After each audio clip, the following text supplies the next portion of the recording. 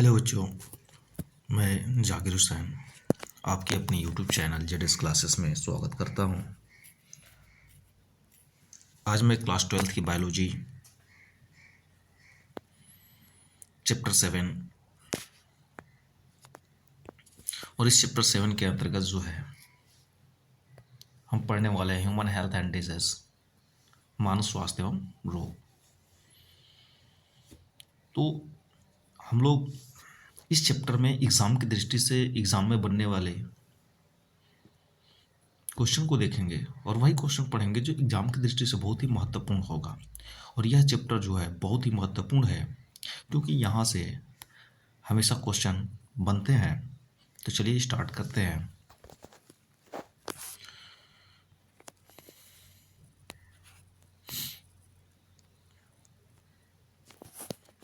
कुछ फैक्ट्स देख लेते हैं। पहला दिया है कि बीसीजी बैसिलस कैलमेट ग्रुएरियन। ये तो पहला ही क्वेश्चन यहीं से बन गया कि बीसीजी का पूरा नाम क्या होता है। तो बीसीजी बैसिलस कैलमेट ग्रुएरियन का टीका होता है जो मुख्यतः यक्ष्मा मतलब टीबी जो होती है, तो यक्ष्मा की रोकथाम के लिए उपयोग किया जाता है। तो दूसरा क्वेश्चन क्या बनेगा कि बीसीजी का टीका जो है किसके लिए लगाया जाता है, तो टीबी के लिए, यक्ष्मा रोग के लिए लगाया जाता है। नेक्स्ट क्वेश्चन है कि टाइफाइड के परीक्षण में बिडाल टेस्ट किया जाता है। बिडाल टेस्ट किस में किया जाता है, तो टाइफाइड के परीक्षण में किया जाता है। टाइफाइड कैसे होता है, तो यह रोग दूषित भोजन, ठीक ना, दूषित जल में पाए जाने वाले जीवाणु साल्मोनेला टाइफी के द्वारा होता है। तो यहाँ से क्वेश्चन बन सकता है कि ये बताइए कि टाइफाइड जो होता है किस जीवाणु के द्वारा होता है या विषाणु के द्वारा होता है। तो पहले आपका ऑप्शन होगा कि जीवाणु के द्वारा होता है। कौन से जीवाणु के द्वारा होता है, साल्मोनेला टाइफी के द्वारा होता है। टाइफाइड किसके कारण होता है, तो दूषित भोजन, दूषित जल में पाए जाने वाले जीवाणु के कारण होता है। विडाल टेस्ट एक समूहन परीक्षण है जिसका उपयोग टाइफाइड बुखार के परीक्षण में किया जाता है। विडाल टेस्ट जो है एक प्रकार का समूहन परीक्षण है और इसका प्रयोग जो है टाइफाइड जब बुखार होता है तो उस कंडीशन में किया जाता है। इसमें ओ और एच प्रतिजन जो एंटीजन के खिलाफ संश्लेषणात्मक प्रतिरक्षी स्तर का पता लगाने के लिए किया जाता है। चलते अब देखते हैं एंटीबायोटिक प्रतिजैविकी क्या होता है।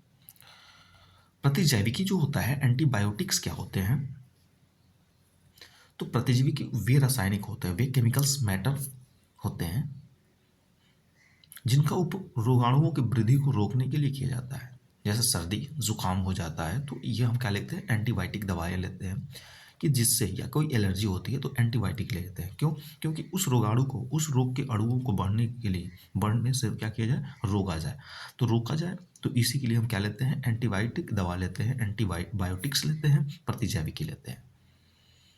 जैसे रेमासिन को न्यूकोरामानियास नामक कवक से तथा पेंसिलिन को पेंसिलिनियम नोटेटम कवक से प्राप्त करते हैं। पेंसिलिनियम जो होता है नोटेटम कवक से प्राप्त करते हैं। यह चैप्टर जो बहुत ही महत्वपूर्ण है, ठीक ना, यहाँ से हर साल क्वेश्चन बनेंगे तो बनेंगे, ठीक है, ये ध्यान रखेंगे। नेक्स्ट है यौन संचरण।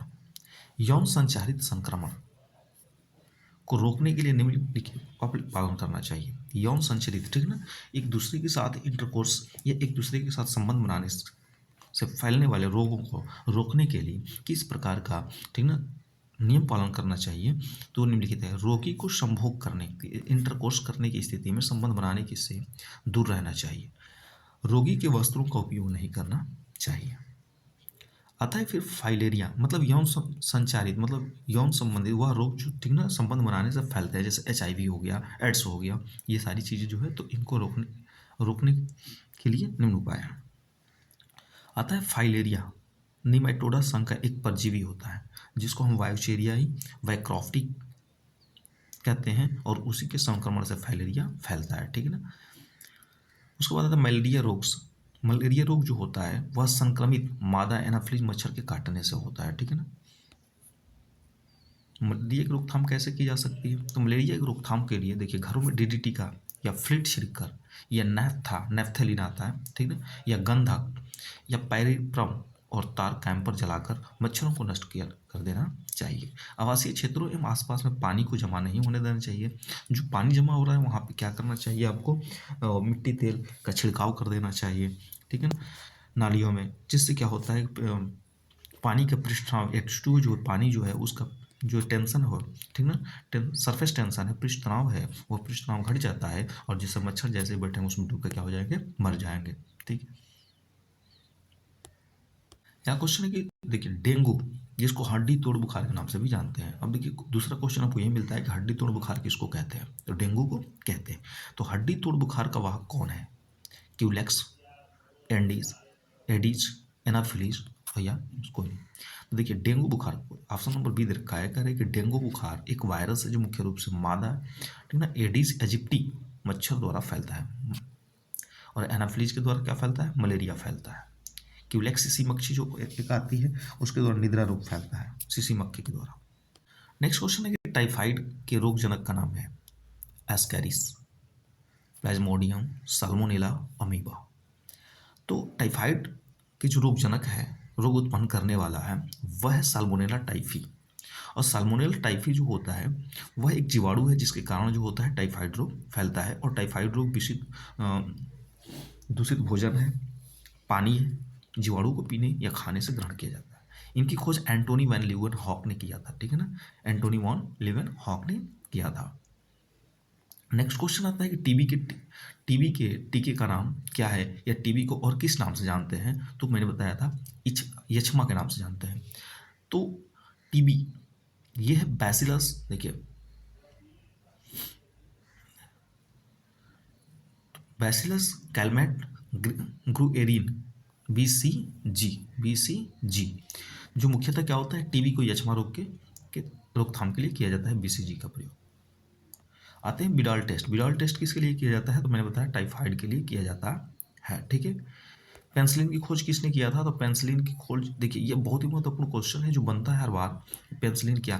तो पेंसिलिन की खोज जो किया गया था वह अलेक्जेंडर फ्लेमिंग के द्वारा किया गया था। ये क्या होता है, तो स्टैफिलोकोकस नामक बैक्टीरिया पर कार्य करते हुए पेंसिलियम रोटेनम नामक मोल्ड से पेंसिलिन प्रतिजैविकी का निर्माण किया गया, एंटीबायोटिक्स का निर्माण किया गया। यह जीवाणुओं के प्रति प्रतिरोधकता उत्पन्न करता है, अर्थात जीवाणुओं को हमारे शरीर के अंदर प्रवेश करने या फैलने से रोकने का काम करता है कौन, पेंसिलिन। एक आगे और क्वेश्चन है कि दांत कोशिका आरक्तता उत्पन्न होती है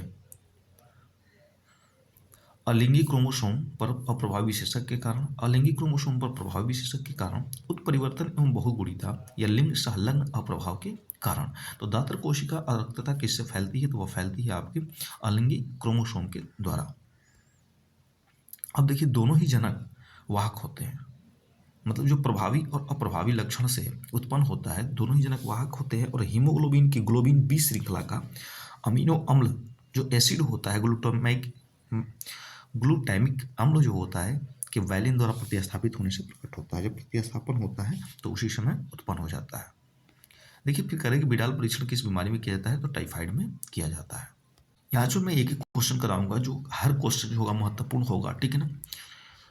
तो देखिए कह रहे कि किस पैथोजन के कारण हाथी पांव एलिफेंटिएसिस रोग होता है, और यह पैथोजन किस संघ से संबंधित है, तो हाथी पांव जिसको फाइलेरिया के नाम से जानते हैं, यह निमेटोडा संघ का जीव होता है, परजीवी होता है, और वायुचेरियाई बैक्रोफ्टी के संक्रमण से होता है। करें कि फाइलेरिया रोग कारक का जंतु वैज्ञानिक नाम लिखिए। तो जंतु वैज्ञानिक नाम क्या है, देखिए वाउचेरियाई बैक्रोफ्टी किस संक्रमण से होता है, यही इसका क्या नाम है, वैज्ञानिक नाम है। आगे कह रहा है कि यौन संचारित संक्रमण को रोकने के लिए 2 नियम बताइए। तो क्या कहा गया कि संचारित रोकने के लिए आपको क्या करना है, संभोग की स्थिति से दूर रहना होगा, और वस्त्रों का, रोगी का जो वस्त्र है उसे उपयोग में नहीं लाना है। नेक्स्ट क्वेश्चन है परजीवियों द्वारा उत्पन्न किन्हीं 2 रोगों के नाम, परजीवी के द्वारा कौन कौन से रोग होता है। तो देखिए यहाँ पे दे रखा है कि अमीबिया पेचिस, जिसको अमीबता भी कहते हैं, और अमीबता तथा मलेरियाई परजीवियों द्वारा फैलने वाला रोग है। आगे कह रहे हैं कि रोगों का संचरण कैसे होता है। निम्नलिखित रोगों का जैसे अमीबता हो गया, एस्केरिस्ता हो गया, ठीक है ना। तो अमीबता क्या होता है, देखिए अमीबता जो फैलता है वह, और या एस्केरिस्ता, ये सब जो होती हैं पानी में पाए जाते हैं। तो दूषित जल यदि हम ले लेते हैं या आसपास के क्षेत्रों में जो है गंदगी है और वहाँ बैठ के भोजन करते हैं, तो ये सारी चीज़ें मच्छियाँ जो होती है सब बैठ कर आती है और आपके भोजन पर बैठती है और वहाँ पर जो है इन सभी जीवाणुओं को छोड़ देती है, जिसकी वजह से जो होता है आपको अमीबता हो सकता है, एस्केरिस्ता हो सकता है। देखिए कह रहा है कि हीरोइन क्या होती है, हीरोइन क्या है। अब कह देंगे हीरोइन क्या है तो कह दीजिए कि लेडीज है, ठीक। जो पसंद होगा उसका नाम लिख देना। हीरोइन जिसको हम मॉर्फिन कहते हैं वो क्या है या किस पौधे से प्राप्त किया जाता है। हीरोइन, ठीक ना। मॉर्फिन यह एक ओपियोइड नशा है, पिवेवर, जिसको अफीम से प्राप्त किया जाता है, ठीक है। पेंसिलिन की खोज किसने की थी, तो पेंसिलिन की खोज मैंने बताया था कि अलेक्जेंडर फ्लेमिंग ने की थी। अलेक्जेंडर फ्लेमिंग ने की थी 28 सितंबर 1928 ईस्वी को हुआ था और इनको नोबेल पुरस्कार भी दिया गया था। किसको, अलेक्जेंडर फ्लेमिंग को। किसके लिए दिया गया था, तो पेंसिलिन की खोज के लिए दिया गया था। पेंसिलिन क्या है, तो एंटीबायोटिक्स है जो हमारे शरीर में फैलने वाले रोगाणुओं से लड़ने में सहायता करता है। आगे प्रश्न है कि मलेरिया रोग कैसे फैलता है, इसके रोकथाम के उपाय लिखिए। मलेरिया रोग कैसे फैलता है, ठीक ना। आगे कहता है कि हमें फैलना है, ठीक ना, और फैल जाता है। तो मलेरिया रोग कैसे फैलता है, तो मलेरिया रोग जो होता है मादा एनाफिलिस मच्छर के काटने से, ठीक ना। देखिए हर जगह जो है, हर जगह संक्रमण कौन कर रही है, मादा। इससे लड़ना ही मुश्किल है, क्या करिएगा। तो मादा एनाफिलिस मच्छर के काटने से फैलता है। मलेरिया के रोकथाम के उपाय, डीडीटी या फ्लेट छिड़क कर, नैफ्था, गंधक, पायरीन, आमतौर पर कैम्फर जलाकर मच्छरों को नष्ट किया जा सकता है। आवासीय क्षेत्रों में पानी इकट्ठा नहीं होने दिया जाए। नेक्स्ट क्वेश्चन है बच्चों कि सहज प्रतिरक्षा से आप क्या समझते हैं। सहज प्रतिरक्षा में कितने प्रकार के रोध होते हैं, 2023 सीजी में कुछ पूछा गया क्वेश्चन है। तो देखिए सहज प्रतिरक्षा यह एक अति विशिष्ट प्रकार की प्रतिरक्षा है। यह जन्म के समय में मौजूद होती है। जब हमारे शरीर में कोई बाह्य कारक प्रवेश करता है तो उसके प्रतिरोध उत्पन्न करने का कार्य करती है कौन, सहज प्रतिरक्षा। मतलब जैसे ही हमारे शरीर के अंदर, ठीक ना, सर्दी जुकाम वायरस प्रवेश करता है, तो या जो भी वायरस प्रवेश करता है तो उन सब प्रवेश को रोकने का काम करती है। इसको हम सहज प्रतिरक्षा कहते हैं। और ये निम्न होते हैं, संरचनात्मक घटक, क्रियाविधि से संबंधित घटक, कोशिकीय घटक, ये सारे होते हैं। अभी हमने पढ़ा था कि मॉर्फिन ओपियाइड्स क्या होता है। तो देखिए ओपियाइड्स, अफीम, हीरोइन, मॉर्फिन जैसी औषधियाँ तनाव को कम करती है। यदि टेंशन होते हैं, यदि आप नींद की गोली लेते हैं, तो ये सारी चीज़ें क्या करती है, हमारे तनाव को कम करती है। ये रुधिर चाप, श्वसन दर, ब्रीदिंग रेट जो है उसको कम कर देती है। निद्रा एवं सुस्ती की आवश्यकता लाती है, ठीक है ना। निकोटीन युक्त दवाएं होती हैं, क्या होती है, निकोटीन, ठीक ना, एक नशीली पदार्थ होती है जिससे यदि आप जो होती बेचैनी या तनाव, टेंशन जैसे युक्त रहते हैं तो आपको अफीम या हीरोइन जिसे ड्रग्स के रूप में कहते हैं, यही सब जो है दे दिया जाता है या बॉडी में इंजेक्ट कर दिया जाता है, जिससे आपको नशा हो जाती है, आप तनाव से मुक्त हो जाते हैं और निद्रा एवं सुस्ती आ जाती है। अगला क्वेश्चन है कि एल्कोहल दुरुपयोग से क्या कुप्रभाव, इस क्या प्रभाव पड़ता है, ठीक ना। एल्कोहल ज़्यादा लेते हैं तो इसका दुरुपयोग करते हैं तो क्या प्रभाव पड़ता है, ठीक ना। तो देखिए एल्कोहल के कुप्रभाव, व्यक्ति एल्कोहल का सेवन कर चेतना शून्य हो जाता है, ठीक ना, अपनी याददाश्त क्षमता को खो देता है। दूसरा, व्यक्ति शरीर पर नियंत्रण नहीं रख सकता। एल्कोहल के सेवन से शरीर का यकृत खराब हो जाता है, ये तो बाद की बात है, ठीक ना। वह समाज में प्रधानमंत्री बनने लगता है, ठीक ना। वह जो है दूसरी शादी करने लगता है, वह बच्चों को भूल जाता है, साथ ही साथ जो है बीवी को मारने लगता है। वह जो होता है सुपर डांसर बन जाता है पीने के बाद, ठीक है। वह दुनिया का सबसे बेस्ट इंसान बन जाता है। ये सारी चीज़ें जो है उसको अंदर देखने को मिलती है, अपने आप को जो है सबसे ताकतवर समझने लगता है, वह जो है किसी से लड़ने लगता है। ये सारी चीज़ें जो होता है, सबसे बड़ी चीज़ है कि ज़्यादा एल्कोहलिक ले लेने से जो है वह, ठीक ना, गांव की सबसे जो स्वच्छ तालाब है, नाली, उसमें डूबने लगता है, तैरने लगता है। ये सारी चीज़ें जो होती है उसको ऊपर देखने को मिलती है। अगला प्रश्न है कि पेचिश के कारक, लक्षण और बचाव के दो उपाय के बारे में लिखिए। पेचिश जिसको अमीबियासिस कहते हैं। तो मनुष्य की बड़ी आंत में protozoa, anti amoeba histolytica. Anti amoeba histolytica द्वारा क्या होता है, अतिसार हो जाता है, अमीबता हो जाता है, रोग हो जाता है, ठीक ना, अमीबता रोग हो जाता है।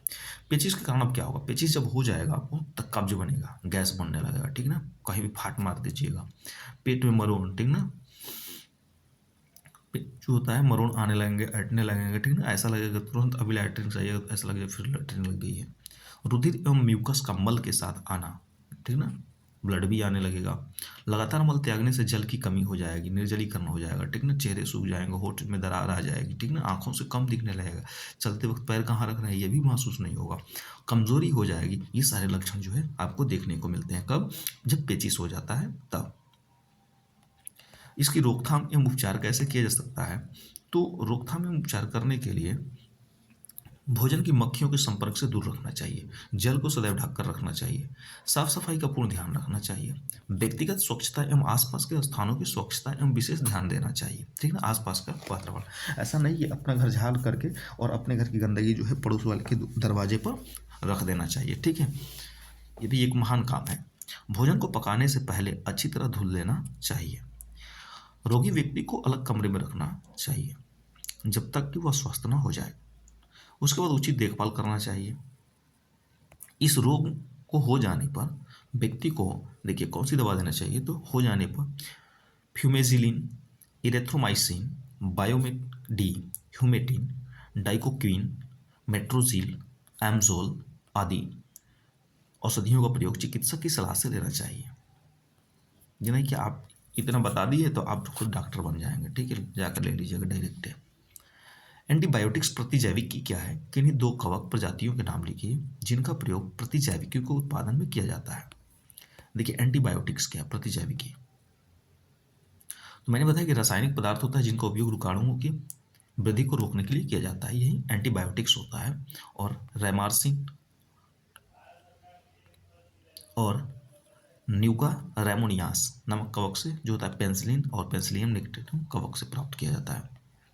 एंटी अमीबा द्वारा कौन सी बीमारी फैलती है, इसका नियंत्रण कैसे हो सकता है। बच्चों एक एक पॉइंट जो है बहुत ही महत्वपूर्ण है, अब जो है क्लास जो होगी बहुत ही हेल्पफुल होगी आपके लिए। देखिए मनुष्य की बड़ी आंत में पाया जाने वाला प्रोटोजोआन एंटी अमीबा हिस्टोलिका द्वारा अतिसार फैलता है, और इसको बता देंगे हैं कि कैसे इससे आप दूर रख सकते हैं, तो उस क्वेश्चन को फिर से रिवीजन करना उचित नहीं है। एक देखिए दिया है यहाँ पे व्यसन पर संक्षिप्त टिप्पणी लिखिए। व्यसन क्या है, 2019 एफआर कोड में आया हुआ है। व्यसन प्राय हम औषधियों का उपयोग रोगों से लड़ने के लिए, शरीर की सुरक्षा के लिए करते हैं।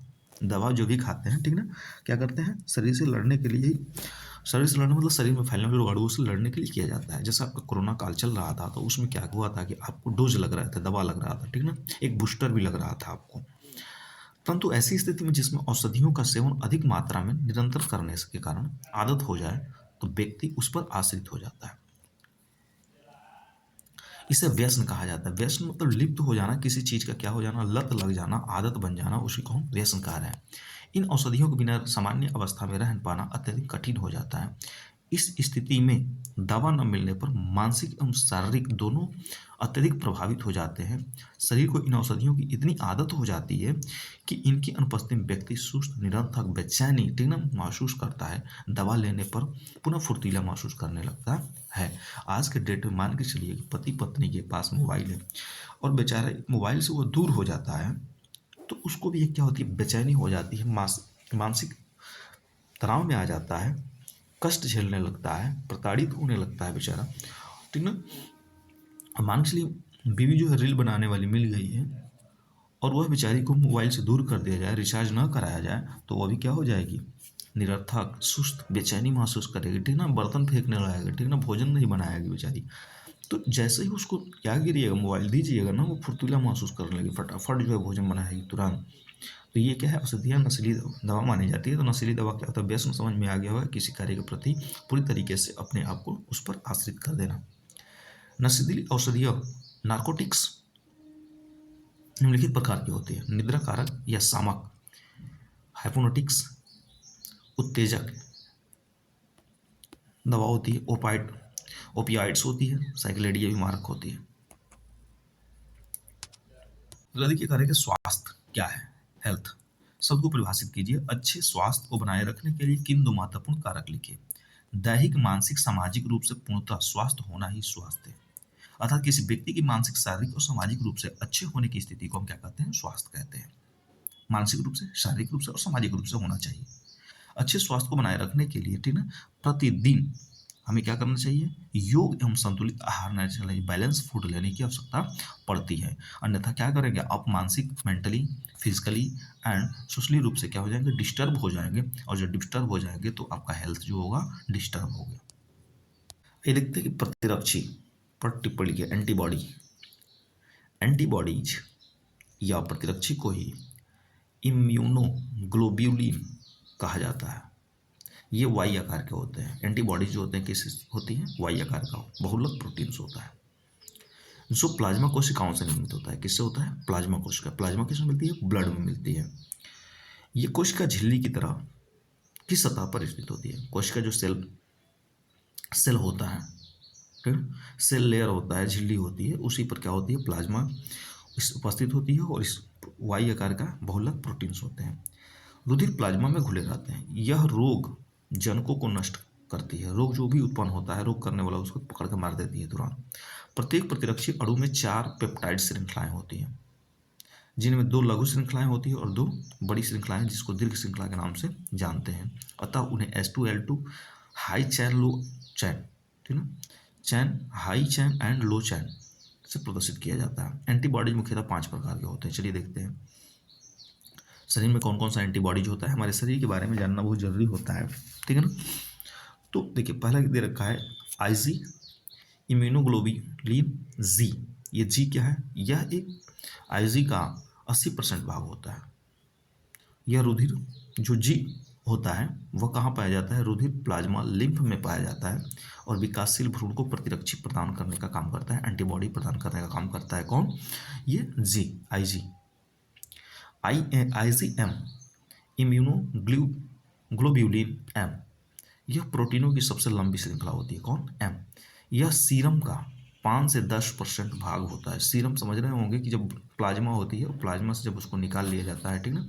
सीरम कहने का मतलब क्या है कि जैसे आपका कहीं कट फट जाता है और ब्लड जमने के बाद जो होता है हल्का हल्का पीला जो द्रव निकलता है, उसी को हम क्या बोलते हैं? सीरम बोलते हैं। तो यह निम्न सांद्रित अंतःकोशिकीय उत्तक द्रव में पाई जाती है। तो आपने देखा कि यह प्रोटीन की सबसे लंबी श्रृंखला होती है और साथ ही साथ 5 से 10% सीरम का 5 से 10% भाग होता है। उसके बाद आता है आईजी, प्रतिजैविक एंटीबॉडी प्रतिरक्षी कौन है? ए। ये प्रतिरक्षी बॉडी कहाँ पाया जाता है? देखिए यह संपूर्ण सीरम का 15 से 20% भाग होता है और यह मादा स्तनधारियों के दुग्ध, ठीक ना, जो मदर मिल्क होती है, उस स्तनधारियों के दुग्ध में, कोलेस्ट्रॉल में इसकी मात्रा सबसे अधिक होती है। यही कारण होता है शिशु को माता का प्रथम दूध देना बहुत ही लाभकारी होता है, क्योंकि उसमें पाई जाती है एंटीबॉडी, जिसकी वजह से बच्चे को किसी प्रकार का रोग फैलने से या शरीर के अंदर जो होती है प्रतिरक्षा प्रदान करता है। आईजीडी, यह सबसे कम मात्रा में पाया जाता है। यह संपूर्ण सीरम का लगभग 1% भाग होता है और इसमें बी लिम्फोसाइट कोशिकाओं से प्रचुर मात्रा में पाई जाती है। कौन? ये प्रतिरक्षी डी। उसके बाद आता है प्रतिरक्षी ई, यह अस्थमा, पराग, ज्वर जैसे लक्षणों को उत्तरदायी होते हैं। बैसोफिल्स की मास्ट कोशिकाओं की सतह पर पाया जाता है। मलेरिया मैं आपको बता चुका हूं, मलेरिया।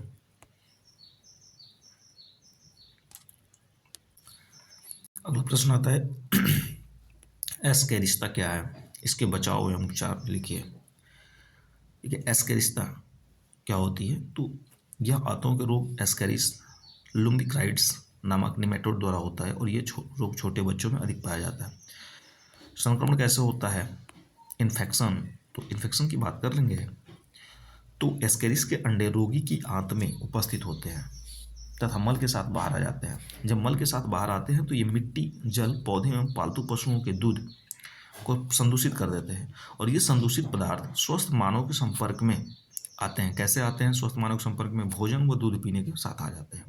ये अंडे स्वस्थ मनुष्य की आंत में फिर पहुंच जाते हैं और उसको क्या करते हैं? प्रभावित करते हैं। तो एस्केरिस्ता जो होती है ऐसे फैल जाती है। आंत में अंडे का कवच घुल जाता है, जो उसका कवच होता है वो घुल जाएगा और घुलने के बाद लार्वा क्या होगा? मुक्त हो जाएगा।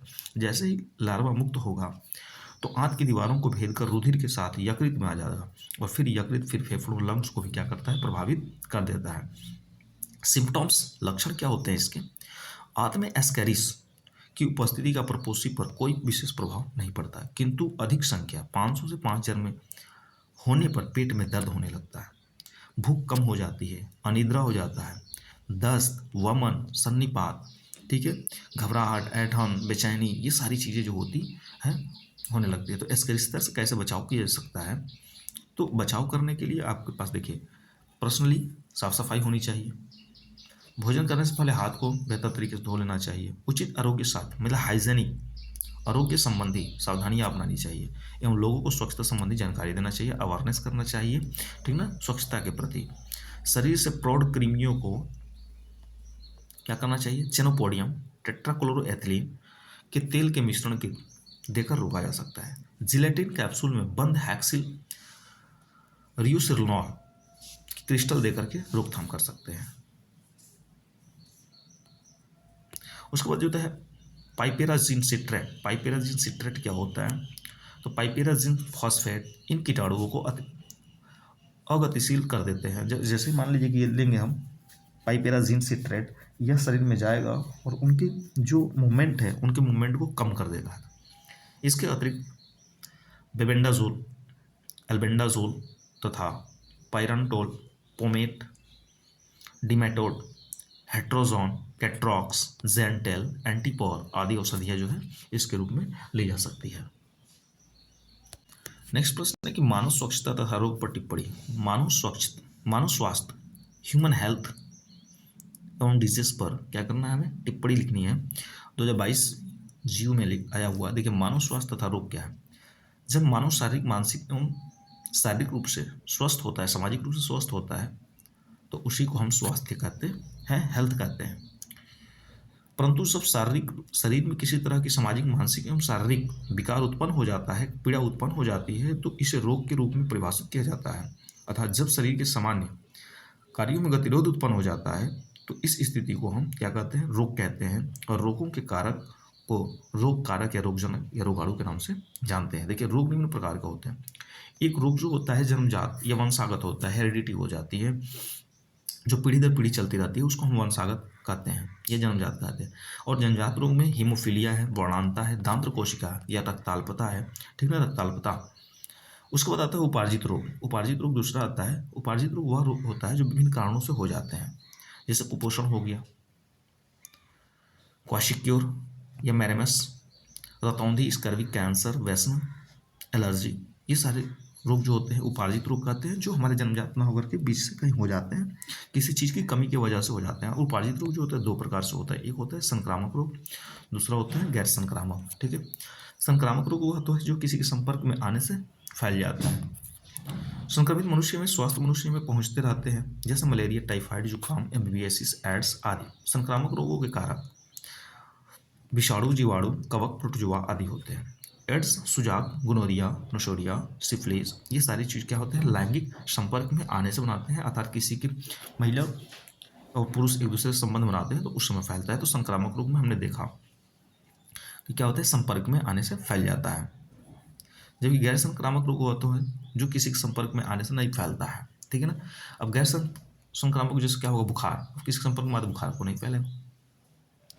बुखार है, पेट दर्द है, तो ये सारी चीज़ें जो होती है गैर संक्रामक रोग, जो संपर्क में आने के बावजूद भी नहीं फैलती है, उसको हम गैर संक्रामक रोग कहते हैं। रोग थैलेसीमिया। थैलेसीमिया क्या होता है? यह एक अलिंग सूत्री संलग्न अप्रभावित जीनी विकार है। जीनी दोष मतलब जीन में दोष आ जाता है, जिसकी वजह से थैलेसीमिया रोग हो जाता है। यह संतान में वंशानुगत होती है थैलेसीमिया। इस रोग में होता क्या है कि हीमोग्लोबिन बनाने वाले जो ग्लोबिन प्रोटीन होती है, ग्लोबिन क्या होता है? प्रोटीन होता है, वह एक श्रृंखला संश्लेषण दर में कमी आ जाती है। हीमोग्लोबिन बनाने वाली प्रोटीन होती है, उसी की संश्लेषण, उसके बनने की प्रक्रिया जो रेट होती है वो कम हो जाती है, जिसके फलस्वरूप क्या होता है? रक्ताल्पता मतलब रक्त की कमी हो जाती है, और रक्त की कमी से एनीमिया रोग हो जाता है। जनक सदस्य अप्रभावी जीन के वाहक होने के कारण जो होता है रोग से अप्रभावी रहते हैं, और यह रोग एक दूसरे से अधिक जीन के उत्परिवर्तन के कारण अभिलक्षित होता है। साथ ही साथ उतनी ही कम मात्रा में अल्फा ग्लोबिन का संश्लेषण होता है, जिसके परिणाम स्वरूप रक्ताल्पता हो जाती है। आइए देखते हैं ड्रग्स क्या है, स्मैक तथा चरस कहाँ से प्राप्त होते हैं। ड्रग्स जब औषधियों का सेवन आवश्यकता से अधिक निरंतर किया जाना प्रारंभ हो जाए तो व्यक्ति को उन औषधियों की आदत हो जाती है एवं दवा न मिलने पर व्यक्ति बेचैन, परेशान एवं अन्य परेशानियों से गुजरने लगता है। इन्हीं औषधियों को नशीली दवाएं या ड्रग्स कहा जाता है। इस स्थिति को व्यसन कहते हैं, मतलब किसी चीज को पूरी तरह से आश्रित हो जाना एडिक्शन कहलाता है। और इन्हीं अनुपस्थिति में व्यक्ति सुस्त, निरंतर, बेचैन एवं मानसिक तनाव जैसी स्थितियों में गुजरता है। तो ड्रग्स तो यूं ही बदनाम है, ठीक ना। जब किसी को उससे प्रेम भी हो जाएगा ना तो यह हालतें उत्पन्न हो जाती है। नहीं होगा तो तेरे नाम और गजनी को देख लेना ना। आगे देखिए, स्मैक क्या होता है। स्मैक जो होती है यह प्रकार का ओपियाइड्स होता है जिसे हीरोइन नाम से भी जाना जाता है। प्राय सफेद भूरे रंग का पाउडर होता है जिसे व्यक्ति नाक के माध्यम से, इंजेक्शन के माध्यम से लेता है। इन दवाओं को लेने पर व्यक्ति को आराम, दर्द से राहत, मानसिक शांति का अनुभव होता है। परंतु जैसे जैसे दवा का असर कम होता जाता है व्यक्ति पागल होने लगता है। अतः हम यह कह सकते हैं कि नशीली दवाओं पर आश्रित व्यक्ति सामान्य जीवन जीने में कठिनाई महसूस करता है। इसे अफीम के पौधे से प्राप्त किया जाता है, स्मैक को। उसके बाद आता है चरस। चरस क्या होता है। चरस को कैनाबिस नामक पौधे से प्राप्त किया जाता है। ट्राइकोम, जिसमें चरस की मात्रा भरपूर होती है, इसे पौधे से अलग करके छोटी छोटी गोली के रूप में बनाया जाता है। विशेषतः भारत, नेपाल, पाकिस्तान जैसे देशों में इसका प्रचलन अधिक है। कैनिबास का, चरस का। हमारे यहाँ अक्सर होली के दिनों में हम गांजा, भांग, जिसको कैनिबिस की कहते हैं, ठीक है, के पौधे को पीसकर उसमें ठंडाई एवं अन्य खाद्य पदार्थों को मिला करके इसका सेवन करते हैं। परंतु अधिकतर क्षेत्रों में इन औषधियों का सेवन बाजारीकरण, ठीक ना, गैर कानूनी है। तो एक और क्वेश्चन जो है, किशोरावस्था के दौरान ड्रग्स और एल्कोहल के कुप्रभाव का विवरण दीजिए। साथ ही या एल्कोहल के कुप्रभाव के द्वारा होने वाले हानिकारक प्रभाव को संक्षेप में लिखिए। मतलब एल्कोहल के ज़्यादा कुप्रभाव, ज़्यादा लेने से क्या क्या प्रभाव देखने को मिलता है, क्या क्या बुरी आदतें लगने लगती है, या ड्रग्स एल्कोहल लेते हैं तो क्या करनाएं होती है, जो आजकल के किशोरों में देखने को बहुत ही ज़्यादा मिल रही है। चलिए देखते हैं इसको। देखिए, ड्रग्स का हानिकारक प्रभाव क्या है।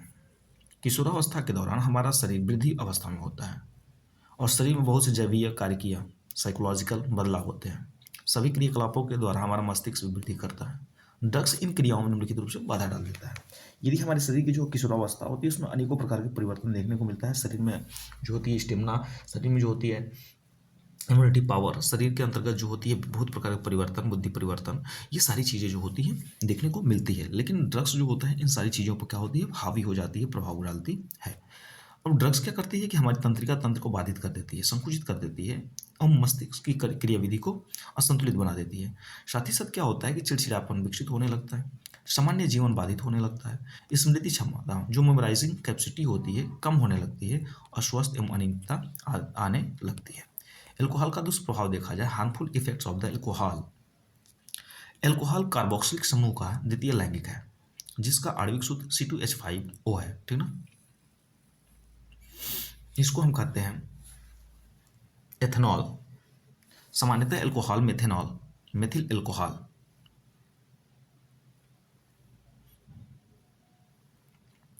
से कम हानिकारक होता है। एथिल एल्कोहल सामान्यतः मादक पदार्थ की तरह कार्य करता है। इनके नित्य प्रयोग से व्यक्ति की आदत हो जाती है और इसका दुष्प्रभाव व्यक्ति के मस्तिष्क, स्वास्थ्य, फेफड़े आदि पर प्रभाव पड़ता है। एल्कोहल को अंगूर, शक्कर, गुड़, जौ इत्यादि के किण्वन से बनाया जाता है। इन पदार्थों में पाया जाने वाला स्टार्च, ठीक है, स्टार्च शर्करा किण्वन तथा एल्कोहल से प्रवर्तित किया दिया जाता है। विभिन्न प्रकार के मादक पदार्थों में एल्कोहल की मात्रा अलग अलग होती है। विस्की 45%, रम, भुला देगा गम 53%, बियर में 3% आदि। देखिए कहीं कहीं क्या होता है कि यूरिया को भी क्या करते हैं, यूरिया को गर्म करके जो होता है एल्कोहल के रूप में बना देते हैं और यूरिया को भी लोग पीते हैं, ठीक है। सुलेशन, जो सटाने वाला जो होता है, चिपकाने वाला, जैसे रबर ट्यूब जो चिपकाने वाला आता है, उसको भी लोग जो होते हैं क्या करते हैं, गर्म करके पीते हैं। तो ये सारी चीज़ें जो होती है नुकसानदायक होती हैं। आगे देखते हैं हम लोग कि एल्कोहल के दुष्प्रभाव निम्नलिखित हैं। मदिरा एल्कोहल के प्रभाव से तंत्रिका तंत्र कमजोर हो जाता है, स्मरण शक्ति क्षीण होने लगेगी, सही गलत की पहचान करने में क्षमता समाप्त होने लगती है। एल्कोहल कोशिकाओं से जल और शरीर की अंतः स्रावी ग्रंथियों से स्रावित पदार्थों को शीघ्रता से अवशोषित करता है। यकृत का आकार कम हो जाता है, छोटा हो जाएगा, लिवर फेल होने लगेगा, यकृत की प्राकृतिक क्रियाशीलता नष्ट हो जाएगी, श्वसन तंत्र भी विकार उत्पन्न हो जाएगा। जल के अधिक अवशोषण से, ठीक ना, कोशिकाएं नष्ट होने लगती है, जिसके कारण धीरे धीरे मांसपेशियां दुर्बल होने लगती है, ढीली पड़ जाएगी। उसके बाद कर लेंगे कि अल्कोहल के अधिक सेवन से हृदयघात, हार्ट फेल्यूर, श्वसन घात, रेस्पिरेटरी फेल्यूर, प्रमस्तिष्क स्ट्रोक, ब्रेन हेमरेज आदि उत्पन्न हो जाती है। स्त्रियां स्त्रियों में गर्भावस्था के समय अल्कोहल के सेवन से शिशु एवं माता दोनों पर प्रतिकूल प्रभाव पड़ता है। ठीक है, देखिए कैंसर ये क्या है, बहुत ही घातक बीमारी हो गई है। कैंसर की परिभाषित कीजिए, इससे विभिन्न प्रकारों को टिप्पणी कीजिए। कैंसर देखिए, कैंसर ये बहुत घातक हो चुका है, जो हमारे भारत में भी जो होते हैं लाखों लोग मरते हैं कैंसर की वजह से। ठीक है, और इसकी दवा नहीं है। कैंसर को जो है कहा जाए कि मेंटेनेंस करने के लिए जो है हर मेडिकल साइंस जो है हर प्रयास कर रही है। तो देखते हैं कैंसर क्या है। तो कैंसर क्या है, हम कह सकते हैं कि मानव शरीर में कोशिका विभाजन नियमित या अनियंत्रित होना, कोशिका का क्या हो जाना, अनियंत्रित हो जाना, अनकंट्रोल्ड रूप से हो जाना, वही कैंसर होता है। कैंसर कोशिकाओं में यह क्रियाविधि अनियमित ढंग से होने लगती है। प्रसामान्य कोशिकाओं में एक कोशिका का दूसरे कोशिका से संपर्क टूट जाता है। जब कोशिकाओं में अनियंत्रित वृद्धि होने लगती है तो एक कोशिका का दूसरी कोशिका से क्या होता है, संबंध टूट जाता है। और जैसे संबंध टूट जाएगा तो वहाँ पर जो होगा किसी प्रकार का जो होगा हम कह सकते हैं कि जो भोज्य पदार्थ हैं या जो भी पोषक पदार्थ है वहाँ पे नहीं पहुँच पाती है। और जब नहीं पहुँच पाती है तो कोशिकाओं के अंतर्गत जो होगी वृद्धि नहीं हो पाएगी, कोशिका में जो होगा पोषक नहीं हो पाएगा, तो वह धीरे धीरे क्या होने लगेगा, सड़ने लगेगा। वह धीरे धीरे जो होगा उसमें परिवर्तन होने लगेंगे। तो जिसके संपर्क जो होता है क्या होता है, अवरुद्ध हो जाता है। और परिणाम स्वरूप क्या होता है कि कैंसर कोशिकाओं में लगातार विभाजन होने लगता है। ठीक है, और जिसे अतिरिक्त कोशिकाओं का भंडारण हो जाता है। इन्हीं कोशिकाओं को ट्यूमर अवरुद्ध कहते हैं। अतिरिक्त कोशिकाओं के भंडारण से ये कोशिकाओं को भोजन ग्रहण करने से रोकती है तथा दूसरी भाषा में कहें तो इन बीज के लिए प्रतिस्पर्धा बढ़ जाती है, जिससे बाकी कोशिकाओं की भी मृत्यु हो जाती है। आसपास के क्षेत्रों में क्या करती है, डेड कर देती है सेल को। और विभिन्न प्रकार के कारक जैसे तंबाकू, निकिल, धुआं, क्रोमियम, विषाणु, अल्ट्रावायलेट किरणें हो गई, एक्स किरणें हो गई, गामा किरणें आदि ऑन्कोजीन्स, ठीक है, सक्रिय हो जाते हैं। कैंसर कोशिकाएं निम्नलिखित प्रकार की होती है। एक होती है सार्कोमा। चलिए देखते हैं कैंसर कोशिकाओं का सार्कोमा क्या होती है। इन कोशिकाओं का निर्माण मध्य जनन स्तर से बने अंगों में होता है। जैसे अस्थि कैंसर हो जाएगा, लसिका कैंसर, ठीक है ना। लसिका क्या होती है जानते ही हैं, ब्लड वाला हिस्से की बात कर रहा है। कार्सिनोमा, इनका निर्माण बाह्य जनन स्तर से बने अंगों में होता है। जैसे स्तन कैंसर हो जाएगा, फेफड़ों का कैंसर हो जाएगा, यकृत कैंसर हो जाएगा। उसके बाद है ल्यूकीमिया। ल्यूकीमिया क्या होती है, श्वेत रुधिर कोशिकाओं में अधिक वृद्धि होने के कारण भी क्या होता है, ल्यूकीमिया रोग हो जाता है और ये भी कैंसर का हिस्सा है। नॉर्मल सेल्स क्या होती है, सामान्य कोशिकाएं। ये कोशिकाएं नियंत्रित रूप से विभाजित होती है और एक दूसरे से, ठीक ना, जुड़ी हुई एवं निश्चित चक्र वाली होती है। कैंसर कोशिकाएं, कैंसर सेल्स, ये कोशिकाएं अनियंत्रित रूप से विभाजित होती हैं और इनका जीवन चक्र नियंत्रित नहीं होता तथा ये ट्यूमर बना लेती है और ट्यूमर धीरे धीरे किस में कन्वर्ट हो जाता है, कैंसर में कन्वर्ट हो जाता है। एक कैंसर दो तरीके से, एक होता है अवरुद्ध, एक होता है सवरुद्ध। अब देखते हैं क्या दिया है कि यौन संचारित रोग से आप क्या समझते हैं, इससे बचने के लिए क्या उपाय कर सकते हैं, या किसी एक यौन संचारित रोग का नाम लिखें जिसके रोकथाम का उपाय वर्णन करें। यौन संचारित रोग, चलिए देखते हैं यौन संचारित रोग क्या है। देखिए ये 2023 में आया हुआ, 2019 में आया हुआ है। ऐसे रोग जो शारीरिक संबंध, यौन संबंध के द्वारा एक दूसरे व्यक्तियों में फैलते हैं, एक दूसरे संबंध बनाने में फैलते हैं। ठीक, यौन संचारित रोग सेक्सुअली ट्रांसमिटेड डिजीज के नाम से जानते हैं। इन्हें रंजित रोग, ठीक ना, वेनरल डिजीज, वीडी, जनन मार्ग संक्रमण, रिप्रोडक्टिव ट्रैक्ट इन्फेक्शन भी कहा जाता है। एड्स, सुजाक जिसको गोनोरिया के नाम से जानते हैं, उपदंश, सिफिलिस आदि यौन संचारित रोग है। सुजाक, आत्सक, क्लेमाइडिया, ट्राइकोमोनसप्ता, लैंगिक मत्स्य आदि यौन संचारित रोग का उपचार इन्हीं प्रारंभिक आवश्यकताओं में किया जाता है। एड्स, जनिक हर्पिस जैसे रोगों का उपचार अभी संभव नहीं हुआ। यौन संचारित रोगों से बचने के उपाय क्या कर सकते हैं। किसी दूसरे व्यक्ति को दी गई इंजेक्शन अपने में नहीं लगवाएंगे दोबारा, ठीक ना। असुरक्षित यौन संबंध नहीं बनाएंगे, ठीक ना। साफ सफाई रखेंगे। साथ ही साथ क्या व्यक्तिगत साफ सफाई का उचित ध्यान रखना होगा। केवल शुद्ध रक्त को ही ग्राही व्यक्ति को रक्त में आधान करना होगा, ठीक ना। या किसी व्यक्ति की ऑपरेशन हो रही है तो उससे के संबंधित औजारों को अब किसी दूसरे व्यक्ति के औजार का चीरफाड़ नहीं कराएंगे। बहुत सारी चीजें हैं। अब देखते हैं डेंगू व चिकनगुनिया की रोग जीवों में नियंत्रण के उपाय लिखिए। डेंगू। डेंगू क्या है? एक वायरस जनित रोग है जिसका वाहक एडिस इजिप्टी नामक मच्छर होता है। डेंगू के विषाणु फ्लेविवाइस गण होते हैं। इस गण के विषाणु में विभिन्नता पाई जाती है तथा किसी एक के संक्रमण के बाद भी अन्य विषाणुओं के संक्रमण से नहीं बचाया जा सकता। डेंगू प्रायः मलेरिया का परजीवी होता है और उसी क्षेत्र में फैलता है जिधर मलेरिया वाली क्षेत्र होता है। डेंगू की अवस्था जो होती है अत्यधिक घातक होती है, जिसे डेंगू हैमरेज भी कहा जाता है। इस अवस्था में रुधिर स्राव होता है जिसके परिणाम स्वरूप में रक्त की कमी हो जाती है, मतलब रक्त बनते नहीं है, जिससे मृत्यु की संभावना बढ़ जाती है। बच्चों में सर्दी, ज्वर, उल्टी आदि लक्षण हो जाते हैं, बुखार आना शुरू हो जाता है। रोकथाम कैसे कर सकते हैं? चिकित्सा लेकर जाएं, विशेषज्ञों से सलाह लें, व्यक्ति को थोड़े थोड़े अंतराल पर ग्लूकोज देते रहें ताकि शरीर में जल की कमी न हो। संदिग्ध व्यक्ति को पैरासीटामोल देना लाभकारी होता है। नित्य साफ सफाई रखना जरूरी होता है। व्यक्तिगत साफ सफाई भी रखना जरूरी होता है। कीटभक्षी पौधे जैसे यूट्रिकुलोरिया, कुछ मछलियाँ जैसे मिन्नोस, गैबिसिया आदि को जल में रहने देना चाहिए। आधुनिक सूत्र से ज्ञात है कि माइसोफेलोनिक अम्ल रिबाविरिन के प्रयोग से विषाणु की वृद्धि को रोका जा सकता है। एक आता है चिकनगुनिया। चिकनगुनिया क्या होता है? शरीर में छोटी माता, जिसको बड़ी माता के नाम से जानते हैं, चिकनगुनिया ये शरीर पर होने वाला क्या होता है? चकत्ते हो जाते हैं। विषाणु जनित रोग है, एंडीज इजिप्टाई मच्छर से होता है। मच्छरों को काटने से व्यक्ति चिकनगुनिया जनित विषाणु के प्रभाव से ग्रसित हो जाता है। मच्छर दिन के समय काटते हैं। वर्षा ऋतु में चिकनगुनिया के संक्रमण अधिक फैलते हैं। टोकोवायरिडी कुल का अल्फ वायरस चिकनगुनिया का विषाणु माना जाता है। चिकनगुनिया में होता क्या है कि तेज ज्वर, हाथ पैरों में जलन, दर्द, गर्दन पे चकत्ते पड़ जाते हैं, जोड़ों में सूजन, दर्द, सिर दर्द, प्रकाश में डर लगने लगता है, आंखों में दर्द आदि लक्षण दिखाई देते हैं। ज्वर की बात करें तो ज्वर 3 से 4 दिन तक रहता है। ज्वर सामान्य समाप्त होने के बाद भी कमजोरी, अनिद्रा बनी रहती है और यह जानलेवा नहीं होता है।